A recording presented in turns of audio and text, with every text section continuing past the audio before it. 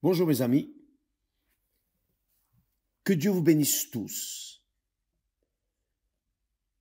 même ceux qui sont adversaires, je ne dirais pas ennemis, mais si quelqu'un qui se considère ennemi soit béni, soyez bénis aussi, que tous soient bénis, ceux qui m'aiment, ceux qui me haïssent, ceux qui parlent bien, ceux qui parlent mal, que tous soient bénis, parce que votre âme, mon âme, nos âmes,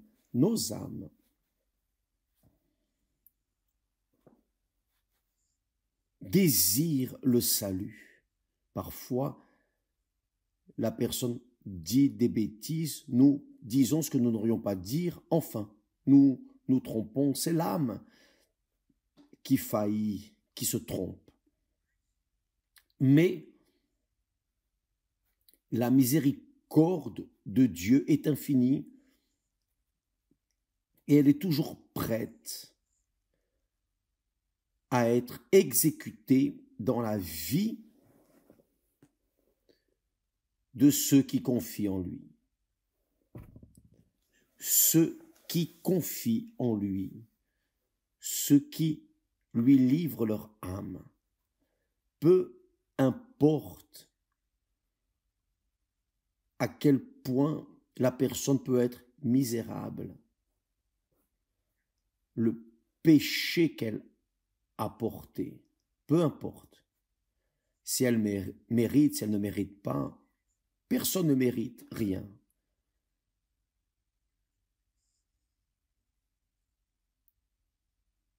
Si nous méritons ou ne méritons pas, peu importe. Pour Dieu, ce qui compte, c'est notre confiance, notre foi en lui, notre foi, la foi, l'espérance et l'amour. N'est-ce pas? Tout passe, tout cesse, tout termine.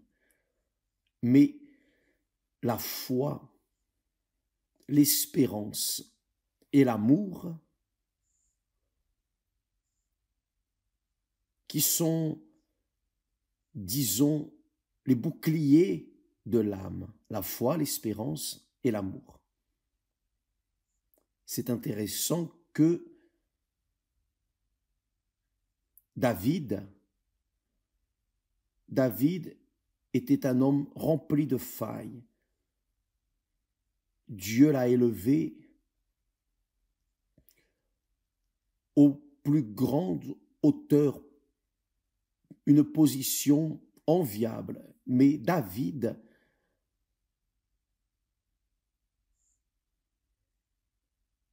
pour avoir cédé aux caprices de l'âme, est tombé et très mal tombé.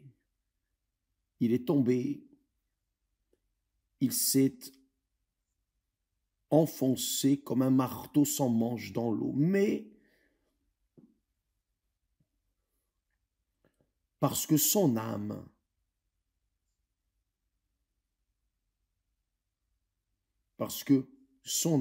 avait la direction divine, même en ayant failli contrarier la volonté de Dieu à ce moment, il a contrarié la volonté de Dieu, mais David avait conscience que ce qui était en jeu n'était pas sa position de roi, son autorité, son nom, ses conquêtes, ses fortunes, non. Ce qu'il considérait véritablement était son âme. Il devait prendre soin de son âme 24 heures sur 24. Même le Saint-Esprit, le dirigeant, même ainsi, il devait contrôler les intentions, les désirs, les convoitises de son âme. L'âme est terrible, elle est terrible. Parce que c'est elle, c'est le cœur que Dieu dit qu'il est trompeur méchant, cruel, corrompu. Mais David avait quelque chose de bon. Il était sincère. Et Dieu apprécie la sincérité. Dieu abomine le faux semblant, l'hypocrisie. Dieu abomine spécialement envers ceux qui ont sa connaissance, qui savent qu'il existe et qui même ainsi font semblant envers lui, l'insultent à cause d'être faux et penser que Dieu ne connaît pas leur cœur, leurs intentions, leurs penchants.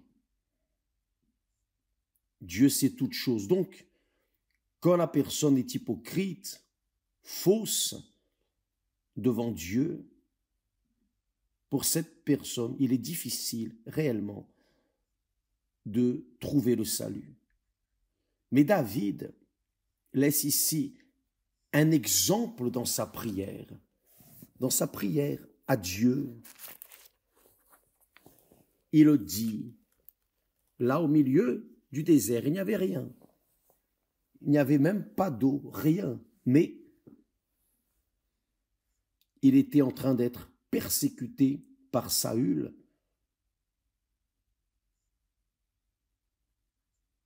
Dieu avait déjà montré qu'il serait l'héritier du roi. Donc Saül voulait le tuer pour garantir le trône pour son fils. Mais David, là, dans son moment difficile, dit le suivant au psaume 62, vous pouvez accompagner avec moi. Il commence en disant, « Oui, c'est en Dieu que mon âme se confie. De lui vient mon salut. » Oui, c'est lui qui est mon rocher et mon salut, ma haute retraite. Je ne chancellerai guère. Il savait qu'il chancellerait et nous devons avoir conscience de cela. Parfois, nous chancelons grandement, nous chancelons au point de ne pas supporter. Il dit alors, je ne chancellerai guère. Il continue à parler et il dit au verset 5, je veux emphasiser ici l'âme. Il dit, oui mon âme, confie-toi en Dieu. Bien sûr, quand la personne a une âme, et tous ont une âme, tous les vivants ont une âme, quand la personne a une âme, elle sera toujours préoccupée avec quelque chose, une conquête. C'est cela. Elle va toujours être préoccupée, convoitant quelque chose de plus. Quand l'âme, finalement, obtient cet objectif, elle veut plus. L'âme est insatiable. Insatiable. Vous voyez par exemple, les riches ne sont pas satisfaits de leur richesse. Les riches, les personnes riches qui peuvent dépenser de l'argent à chaque seconde, à chaque minute, et leurs richesses ne termineront jamais, même ainsi, leur âme veut plus, et plus, et plus, et plus. Ils sont insatiables. L'âme humaine est insatiable. Elle veut toujours plus. Elle veut toujours plus. Par exemple, dans mon cas, je veux toujours plus d'âme pour mon Seigneur Jésus. toujours je veux plus d'âmes. Je veux gagner d'autres âmes pour mon Seigneur. Car tant que je suis occupé avec mon âme à gagner d'autres personnes, je prends aussi soin de mon âme. Ça, c'est un secret. Tant que je suis occupé dans le salut des autres personnes, je suis aussi occupé dans mon propre salut. Donc, c'est une question d'intelligence. Et je laisse cette indication pour ceux qui veulent demeurer dans la foi, dans l'espérance et l'amour. Donc, David dit, au verset 6, il répète les mêmes mots. Il dit, « Oui, mon âme, confie-toi en Dieu. » Ne reste pas anxieuse dans la tribulation, désespérée. Ne pense pas au lait renversé. Regarde de l'avant. Oui, mon âme, repose-toi. Confie-toi en Dieu. Pourquoi? Car de lui vient mon espérance. Car de lui vient mon espérance. Oui, c'est lui qui est mon rocher et mon salut. Ma haute retraite, je ne chancellerai pas.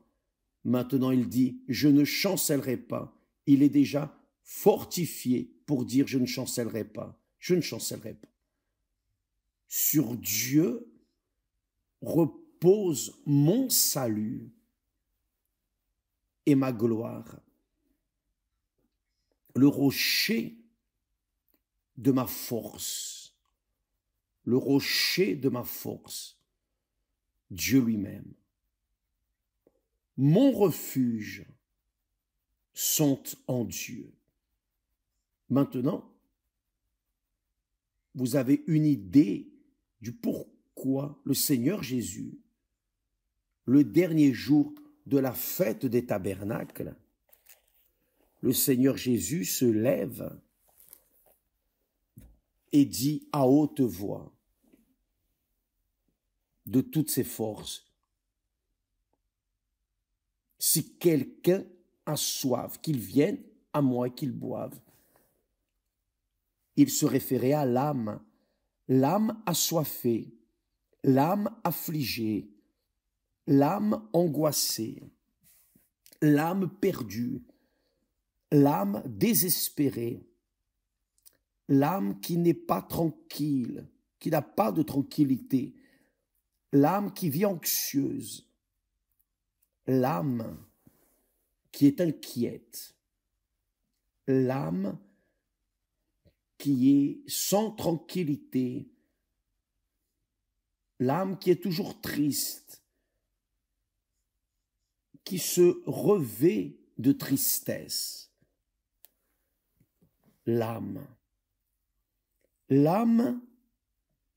est invisible, mais elle est sensible. C'est elle qui souffre, c'est elle qui sent les douleurs de l'enfantement, c'est elle qui sent la douleur des dents, qui sent le mal de ventre, c'est elle qui sent l'amour et la haine, c'est elle qui ressent tout ce que l'être humain ressent, toutes les sensations concernent l'âme. Donc, le Seigneur Jésus dit, si quelqu'un a soif, c'est-à-dire l'âme qui a soif, vienne à moi et boive. Boire quoi? Quelle eau est capable d'étancher une âme? Rien ne satisfait une âme. Argent, succès, conquête, un corps fort, rien ne peut assouvir l'âme. Rien. La seule chose capable d'assouvir l'âme, c'est le Saint-Esprit. Quand la personne reçoit le Saint-Esprit est le sceau de la garantie du salut, de notre salut. Le salut de quoi? Du corps? Non. Le salut de l'âme, car l'âme est éternelle. Elle ne meurt jamais, jamais elle ne meurt. Et ça ne sert à rien de lui allumer des bougies, de prier pour elle. Ça ne sert à rien de faire un jour des âmes. Rien de cela ne va résoudre, car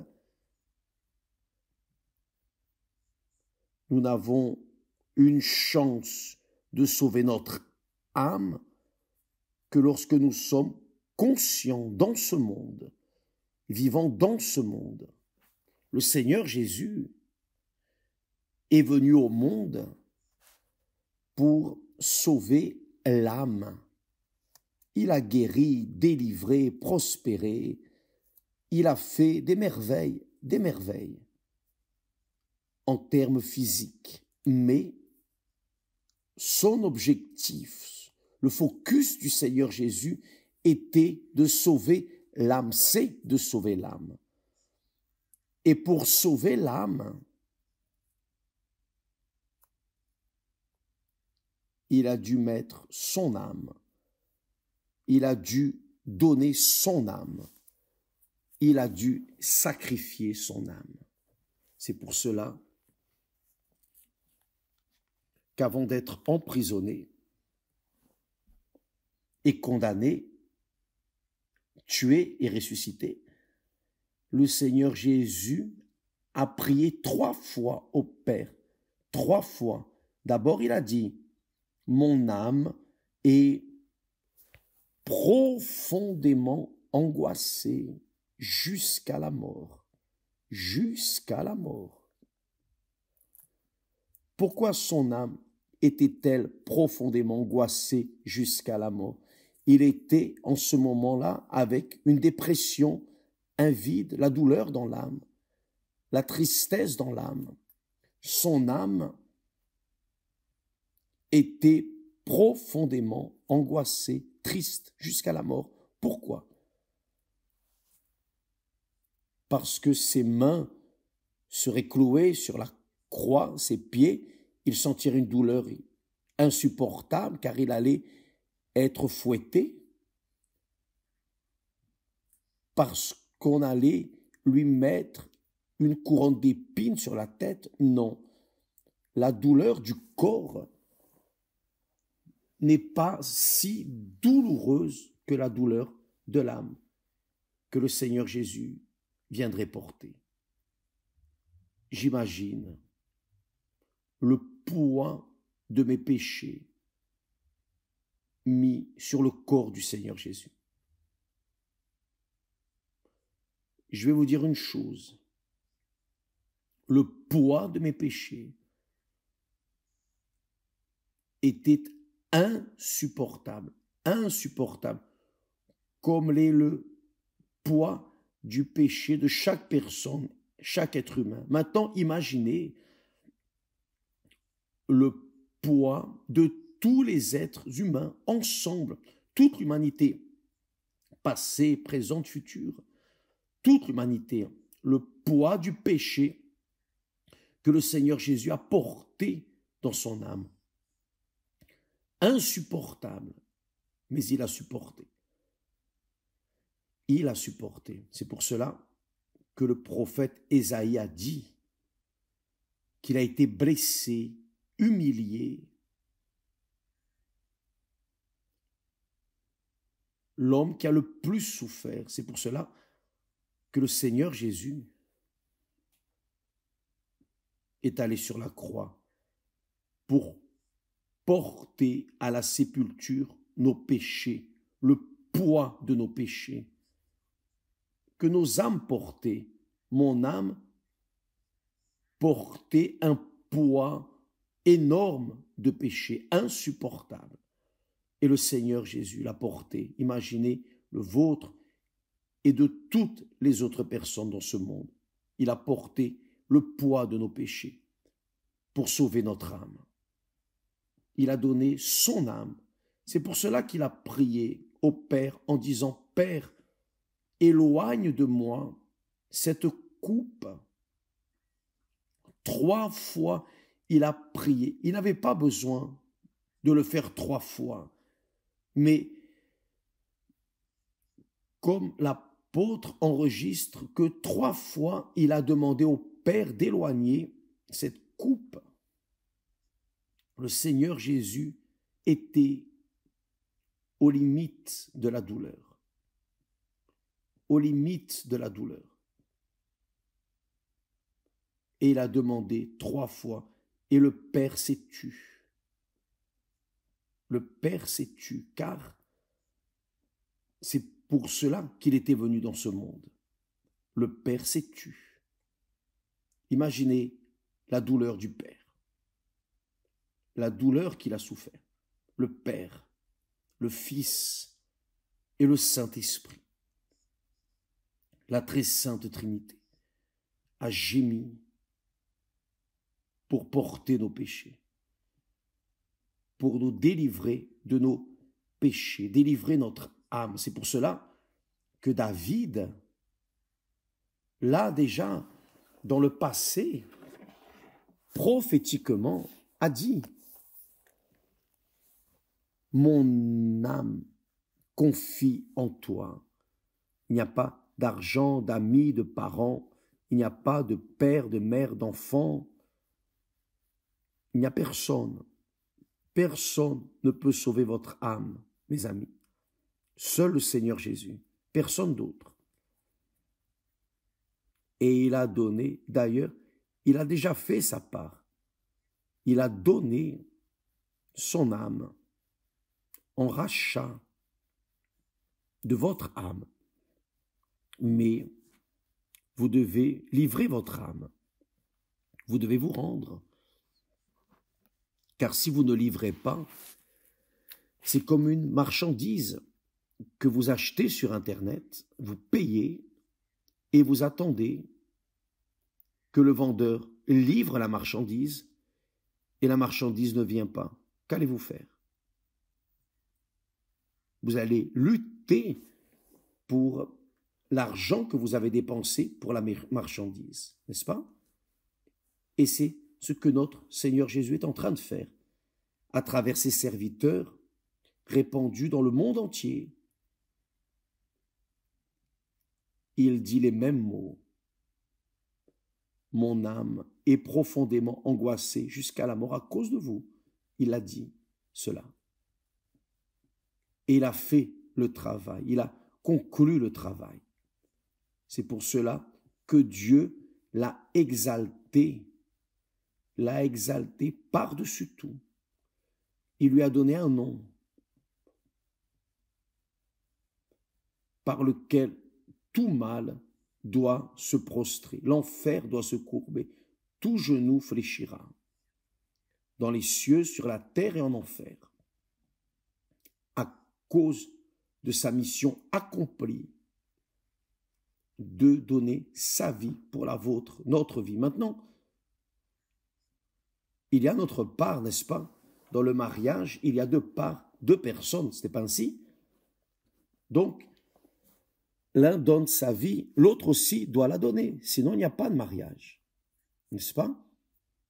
Donc, hier, nous avons fait 53 ans de mariage, 53 ans. J'ai donné ma vie à Esther et Esther a donné sa vie pour moi. Et nous sommes ensemble. Nous restons ensemble depuis 53 ans. C'est-à-dire, le Seigneur Jésus a donné sa vie pour vous. Si vous ne livrez pas votre âme, votre vie, l'âme c'est la vie. Si vous ne livrez pas, il n'y a pas d'affaire. Ça ne sert à rien de croire en lui. Ah, je crois dans le Seigneur Jésus, je l'accepte, je connais la Bible, je lis la Bible. Mais si vous ne livrez pas votre âme, il n'y a pas d'affaire. Ah, je prie Dieu, très bien. Ah, je vais à l'église, très bien, excellent, je fais l'œuvre de Dieu, très bien, mais si vous n'avez pas livré votre âme à lui, vous n'avez pas livré votre vie, votre cœur, s'il n'est pas le maître, le propriétaire de votre âme, de votre cœur, s'il n'est pas le premier dans votre vie, alors il n'y a pas d'affaire. Le mariage, c'est ainsi, l'alliance, c'est ainsi. Quand nous nous sommes mariés, j'ai donné ma vie à Esther et elle a donné la sienne pour moi. Nous avons assemblé nos vies. Mais si l'un reniait au long du chemin, alors ce mariage serait défait. Dieu a donné sa vie pour vous, mais vous devez le recevoir, l'accepter. Je veux, j'accepte, je livre ma vie à toi. Le Seigneur devient le premier dans ma vie, le premier, avant mon père, ma mère, mes enfants, mes frères, ma famille, mes affaires, mon nom, ma réputation. Avant tout, le Seigneur est le premier dans ma vie. Le Seigneur est le premier et c'est précisément cela le sens des dîmes. Les dîmes, ce n'est pas de l'argent, des offrandes. La dîme, c'est la reconnaissance du Seigneur, notre Dieu, comme le premier dans notre vie, c'est-à-dire tout ce que nous avons, tout ce que nous recevons, même l'air que nous respirons, tout vient de Dieu. Et nous mettons sur l'autel, nous rendons sur l'autel la 10e partie de ce qu'il nous a donné en abondance. Mes amis, votre vie n'a pas de valeur si elle n'est pas à 100% sur l'autel, livrée sur l'autel. Elle n'a pas de valeur, vous le savez. Vous savez, je vous parle à vous qui êtes là préoccupés avec ceci, cela, vous qui demandez de l'aide. Évêque, priez pour moi, pour l'amour de Dieu, priez pour mon mariage, priez. Vous n'avez pas besoin de mendier une prière. Vous n'avez pas besoin de demander que quelqu'un prie pour vous. Il vous suffit de livrer votre âme au Seigneur Jésus et il va satisfaire les désirs de votre cœur. C'est ce que David lui-même a dit. Il dit, fais de l'Éternel tes délices et il te donnera ce que ton cœur désire, ton âme. Et on voit qu'il avait toute la raison, car il dit ici, mon âme confie en Dieu, de lui vient mon salut, il est mon rocher et mon salut, ma haute retraite, je ne chancellerai pas. Ensuite il dit, mon âme, confie-toi en Dieu. David était toujours là en train de titiller son âme pour qu'elle ne l'oublie pas. Qu'elle n'oublie pas qu'elle dépendait de Dieu, qu'elle devait confier en Dieu. Et c'est ce qui doit arriver. Vous vous rappelez, nous avons parlé de la prière du Notre Père. La prière du Notre Père parle à ce sujet. D'abord, vous arrivez et vous dites, Notre Père qui es aux cieux, que ton nom soit sanctifié. Première demande. Que ton règne vienne. La deuxième demande. Et que ta volonté soit faite sur la terre comme au ciel. C'est-à-dire, vous qui priez, vous êtes en train de prier, oh Dieu, que ton nom soit sanctifié dans ma vie, qu'à travers ma vie, ton règne vienne. Excusez-moi.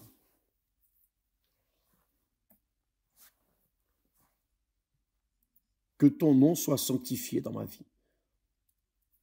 Que ton règne soit répandu à travers ma vie.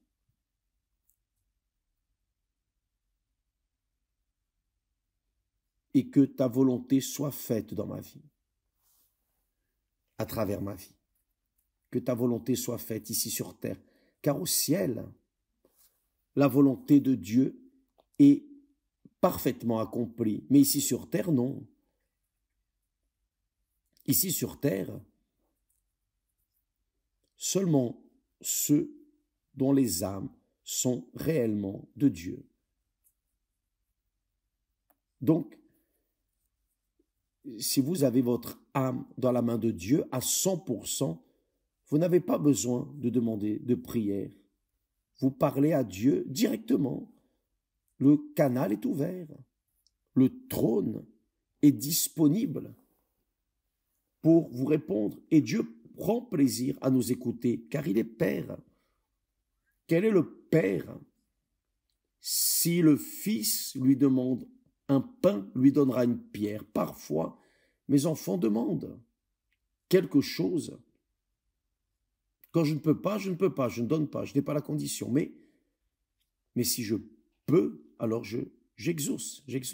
Bien sûr. Enfant. Donc, mes chers amis, ayez cette intimité avec Dieu en livrant votre âme à lui. Et alors, vous n'aurez pas besoin de l'évêque Macedo prie pour vous ou personne d'autre. Vous allez prier et Dieu va écouter, car vous avez accès à sa présence comme moi. Avez-vous compris? Il suffit d'utiliser juste un peu l'intelligence, pas besoin de beaucoup. Et ça ne fatigue pas, juste un peu d'intelligence. Et vous aurez une vie bénie. Vous aurez une vie différente de la vie de toutes les autres personnes. Vous serez une nouvelle créature, car le Saint-Esprit vient et vous scelle. Il vous scelle en disant « Celui-ci, celle-ci est la mienne, personne n'y touche. » Vous êtes scellés, tamponnés, garantis pour l'éternité avec Dieu. Que Dieu vous bénisse tous et à demain au nom du Seigneur Jésus. D'ailleurs, aujourd'hui, nous avons parlé de mariage. Ça vaut la peine de faire la thérapie de l'amour, où les évêques et leurs épouses enseignent ce qu'ils vivent. Non seulement ce qui est écrit, mais ce qu'ils ont appliqué dans leur propre vie. D'accord? Donc, ce n'est pas une théorie que vous allez apprendre. Vous allez voir des hommes et des femmes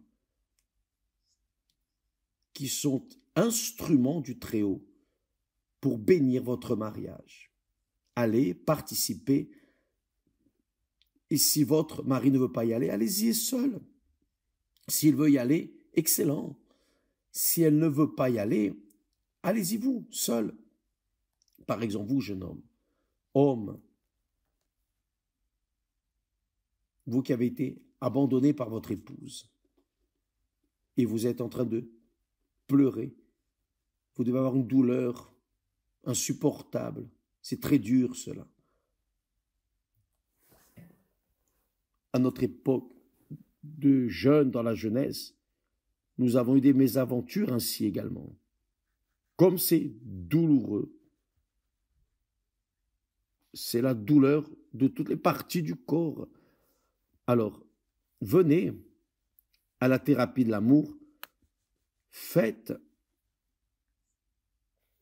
cette chaîne, disons ainsi, et Dieu satisfera le désir de votre cœur. Non parce que vous allez participer à la campagne, à la thérapie de l'amour, non, mais parce que vous êtes en train de livrer, vous êtes en train de vous soumettre, de vous humilier au Dieu. Je me suis tellement humilié devant elle. J'ai imploré pour qu'elle revienne. Et vous savez que un homme amoureux est pire qu'une femme amoureuse. Oui ou non? C'est terrible. C'est pas parce que je suis homme, mais réellement, c'est douloureux, douloureux. Donc, thérapie d'amour, aujourd'hui, dans toutes les églises universelles. Et les évêques, les pasteurs qui feront, sont des personnes qui vivent ce qu'ils prêchent, enseignent. Ça, c'est ce qui est important, d'accord? Alors que Dieu vous bénisse et à demain, au nom du Seigneur Jésus-Christ. Grâce à Dieu.